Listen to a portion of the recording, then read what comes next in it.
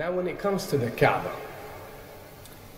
the main point that we try to communicate is the following. In Islam or in the Quran, God teaches that if all mankind and if all the jinn combine to sin and move away from God, then God doesn't lose one atom's worth of His kingdom. And if mankind and jinn combined to dedicate every second of their life to prayer and to worship of the one God, then God's kingdom doesn't gain one atom's worth as well.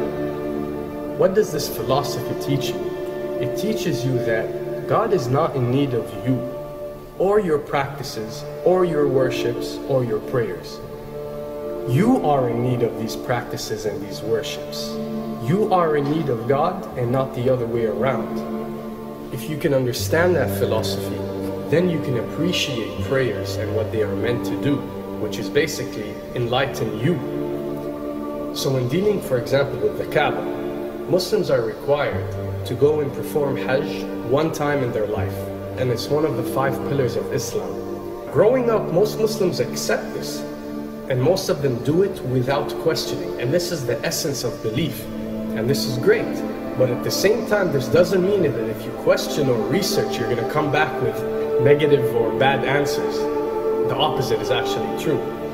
So when we started researching into the esoteric agendas and we started researching the elite, we found out how much certain type of practices and rituals can affect your lives. So when we went and placed this on Islam, we developed an even deeper respect for this religion and a far deeper respect for God and the Creator of us. So when you go to the Kaaba and you circle around it 7 times, the essence of this worship is not that you are worshipping a stone, or that you are worshipping a house, or that you are worshipping a Kaaba. The Kaaba is merely the focal point or the centerpiece that all Muslims have to unite and focus their energy and prayers towards in a practice that is actually worshipping God.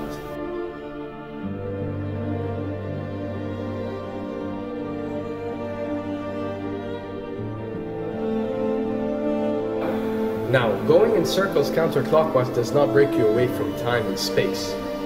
But the fact that the energy of the Kaaba is the strongest energy on earth and it flows counterclockwise, by you flowing in correlation with this energy, you are uplifting yourself. You are reaching spiritual levels that you rarely do experience anywhere else on earth. And the fact that you got to do it 7 times, and we are taught that there are 7 skies or 7 samawat or 7 spiritual planes, then one can discover that each circle breaks you through a spiritual plane spiritually, so you can reach the ultimate state of wisdom and spirituality. Does this mean that only Muslims can reach this level? Does this mean that if you're not Muslim you give up or you reject this information? Not at all. In essence, any one of you, regardless of what your faith is, if you are dedicating your worship and your journey to the one and only Creator and not anything created, then you are on a righteous path.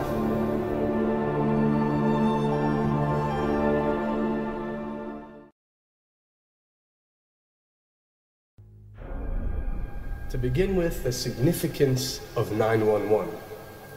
What you have to understand, and what we are trying to explain, is that when dealing with extra dimensions, or when dealing with beings from extra dimensions like jinn, for example, or when dealing with the Illuminati, or the elite, or people that follow a certain type of esoteric agendas, although me and you communicate through words and letters, they have chosen a different type of language.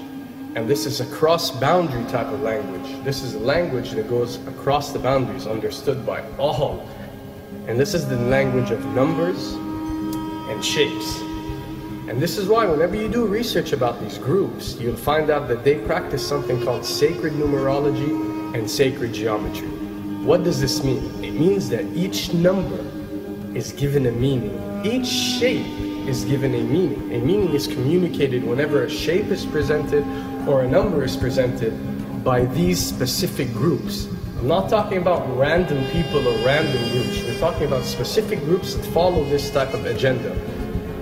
When numbers are used, it signifies a certain type of meaning. When shapes are used, the same is followed. So, in their definition, in a numerological sense, 10 is the Alpha and the Omega, or the God.